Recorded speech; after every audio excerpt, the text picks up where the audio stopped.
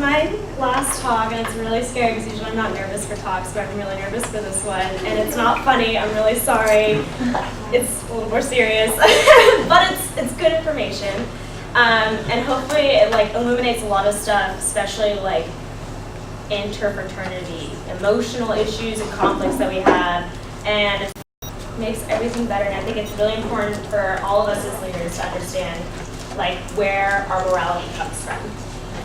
So a little about me. These are like the things that I studied when I was thinking about the TED Talk I wanted to do. I had like no idea like which area I wanted to focus on. But the thing that I like the most and think that we get the least of here is ethics. So hopefully the combination of the classes I've taken help you guys take it away from the school a little more. So it's really complicated, and a lot of us don't understand it initially, and it takes a lot of classes and hours, especially when you sleep in them, to understand what goes on. So the first thing that is like, ethics, is it like innate or is it through experience? The first thing you think of is like the things that are taught to us. There's conventions of ethics, like raise your hand when you want to speak in class, eat with a fork and knife, those sort of things. And then there's other things that are actually like common across all cultures, regardless of your gender, nationality, religion, everything else. It's more flexible than it is anything else. So there's 3 ethical theories that we start off with that are like what we've constructed from reflection. And the first one, Aristotle thought of virtue theory, and it was basically that there's 7 virtues: courage, wisdom, kindness, love, beauty, honesty, and justice, and that they should be exercised but in moderation, because there's both an excess and a defect. And so, for example, courage is in between foolhardiness and cowardice, but it doesn't necessarily mean that it has to be in the middle. Sometimes it lies more towards one end than the other. So the second one that we look at is utilitarianism, which is really common. A lot of people understand the thought that you take what's good for the most people. And it started off with Bentham, who was a lawyer and consulted for proposals, and he decided that in order to calculate how good a proposal was, is he'd count how many utils, which is like lack of utility, each proposal held. And so he would count up units of utils. So if he found that the balance of good outweighed the harm, then it was a worthy proposition to bring before legislation. And he actually made a mechanism to measure how much something was good in terms of pleasure versus pain. But the only issue is that you ignore the minority. There's no opinion for them if they don't have enough of a vote to bring their opinion to court. So the last one I want to talk about is deontology. And for Kant, who was very religious, Christian sect that was very strict, he believed that religion and ethics were hand in hand, and that you did need to be religious in order to understand ethics. And each agent with a soul imbued by God is responsible to be an ethical person. And the thing was that the consequences weren't the matter, but the intention was. So context didn't mean anything. He made a very, very controversial example to show how much he believed in this by saying that if an axe murderer asked you where a victim was, you had to tell him the truth. You couldn't lie. And he chose this because he wanted to show how much he believed in it. So even lying in the defense of life was wrong. This was because he thought that truth was such a strong pillar of life that you destroy it anytime you lie. The other thing was that he had categorical imperatives, which were like the golden rule. Like, don't do things to other people that you wouldn't want done to you. And he separated them into, you cannot permit any other moral agents to act in a way that you wouldn't have acted upon you. And that you have to treat people as people in themselves and not as means. So a lot of these things that we've come from reflection in past histories show up a lot when we do research on our biology, which is what I'll go into next. And this is like a psych class that I took, which is really awesome here. And let's see more. Yeah. oh, there's no flexibility, you can't not lie if the chance you say something. So for ethics, there's some stuff that goes across ages, across children to adults, as well as animals. So anywhere from dogs to monkeys to humans, you find the same thing. And something as I work with children, as a summer school counselor, it's kind of funny how to see their brain develops. And I didn't realize it until now when I took the class, that there's certain things that they had no understanding of that you'd think they would by like age of 9. So if you were to say that you were talking to a child and you show them a box of crayons, just the box, and you ask them, what do you think is in the box? They'll say crayons. Then you open the box and instead there's pencils. The child will be surprised because it's not what's expected.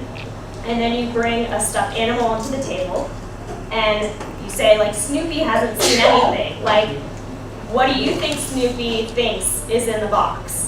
They'll say pencils. And that's because they think everything they know, everyone else knows. So sometimes when they don't tell the truth to you, it's because they don't understand that deception exists.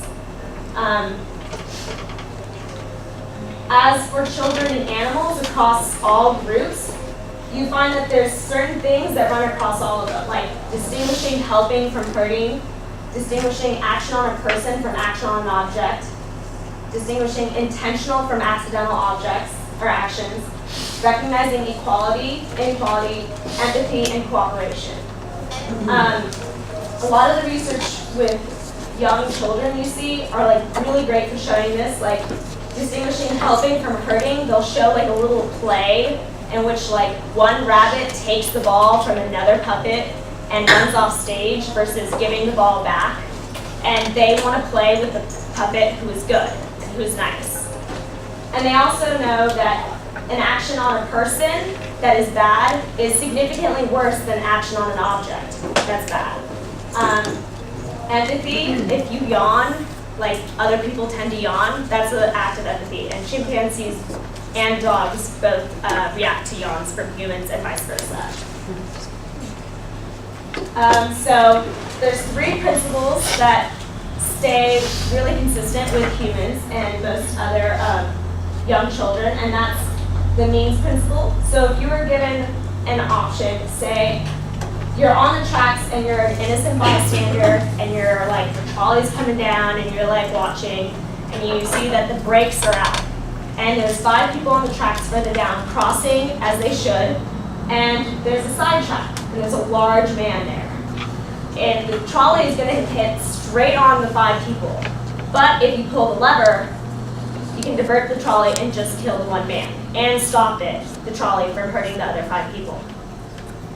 In the other action, you have the same situation, but instead of a large man alone to stop the trolley, you have another guy who's just a regular person, can't stop the trolley on his own, and a weight. The weight would stop it. So in that scenario, you're pulling the lever to have the trolley hit the weight and stop. So when you ask them the morality of like how permissible are these situations, you find that the first one, say like 52% say that's permissible. And the other situation, 76 say yes. That's because you see that the hitting the weight is the intended action and a person being hurt is just a consequence, versus hitting the large man to begin with is the action itself. So harm intended as a means to a goal is morally worse than equivalent harm foreseen as a side effect of the goal. You also have the contact principle, where it's the same situation, you're trying to save the 5 people, and instead of pulling the lever, now you have to push the large man off a platform. In this situation, what you find is that 95% say yes to kill the 1 person with a lever is morally permissible, as compared to 10%. And that's physically the contact of pushing someone makes a difference versus pulling a lever. So in this, harm caused by contact is morally worse than equivalent harm caused by non-contact. And in the action principle, you see a pretty complicated scenario. You are a lifeguard, and there's 2 capsized boats. One has 1 person who's going to drown and can't swim, The other has 5 people who are going to drown and can't swim, but you can only reach one. And which one do you go to? In this case, utilitarian principle usually takes over, and you go for the 5, and you save them. And in that case, you are killing the last person by omission, not by an act. In another situation, you're a doctor, and there's 4 people who come into the hospital, and 3 of them need like a liver, a heart, and lungs, but they'll live. And the 4th person is not going to make it. But they're struggling and they're holding on for now, but from your experience, you know they're not going to make it. They've signed the donor card, and they say, kill me and take my organs and save the other people. Would you do it? Most people say no, even though in that case, you would be saving more lives than letting all of them die. And that's because harm caused by action is morally worse than equivalent harm caused by omission. By allowing someone to die because you didn't act is okay in comparison to harming someone and saving someone else. So you can see like how some principles like utilitarianism usually have priority, but when you mix it up and make it more complicated, it doesn't anymore, which is why morals are so complicated and ethics are so hard to define. For religion's influence, you can take the example of Thompson's question. Does the fetus have an obligatory right to the woman's body? And you can observe that most religious people would say yes, and they are pro-life. And then if you ask a general amount of atheists that would be pro-choice, you'd see that there'd be conflict. But because this issue is so embedded in our culture, depending on how we grew up, you'd have to ask a different question to find out what our normal values would be without religion. So I'll read you the question that she asked.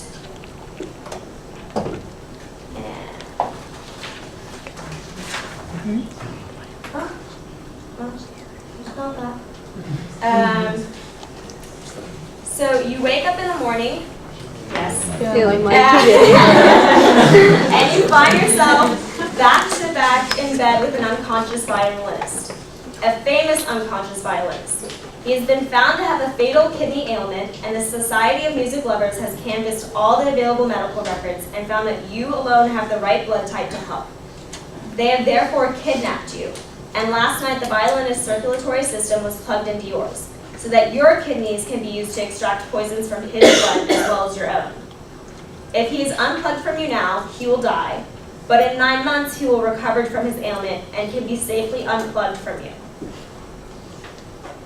When you do this question to both religious and atheist groups, you find that both of them would unplug the violinist.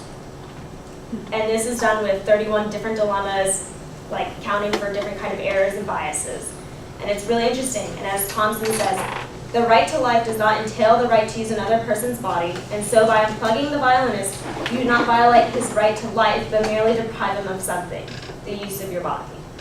So in this case, the ethical dilemma has been reversed, even though the issue has been so ingrained because of your culture. So the law's influences also have a big effect on what you think. In Holland, they have both passive and active euthanasia as legal means to have someone pass away. Active euthanasia is where you inject a chemical into someone who is suffering and have them pass away in a quicker way and a less painful way. Versus passive euthanasia is usually unplugging their life support system and allowing them to die naturally, but in a longer period of time, more painfully. So when you ask Dutch people, like, is active euthanasia worse, equal to, or less bad than passive euthanasia? 42% say that it's less bad. So does this mean that they no longer have the omission bias? That by allowing someone to die on their own is less bad than having your action affect them? And so many of them are aware, 90% say yes, they know of it, and 90% would pass it. But what you see is that they still see harm by action as morally worse than by omission. Their responses on an action omission case where they had to choose showed that they still had the omission bias. And that their law influence had a recursal effect on their opinion of this, just like many religions had the cultural effect on them. But that they still had this moral ground that omission is better than active harm. So this is like the quick speed version of ethics, but there's some like stuff that I think we should take away and to apply. And a lot of that is we need to examine what we do, and like a lot of times you have a gut reaction that something is wrong, and that's usually because it's one of these basic biological moral principles that we've been imbued with in order to work together as a society. And when you have that gut reaction, you should stop and listen to it, but also understand why. Because you don't want the effects of your culture to override what you think should be the most permissible option to choose. And this also means you need to look at the situation holistically. You have to look at the intentions, outcomes, and the means of which the decisions are made, which is really hard to weigh each other, and you can't really count them as units to decide which one's best. And then also, it's really hard to put yourself in someone else's shoes. But every time we yell at someone who's above us, or think that the people who are following us aren't doing their job, like we have to think about the situation that we're putting them in, and the choices that we're making them make, and how we can help, and how we can be a mentor instead of someone who's just making their opinion without fact. So that's my little presentation.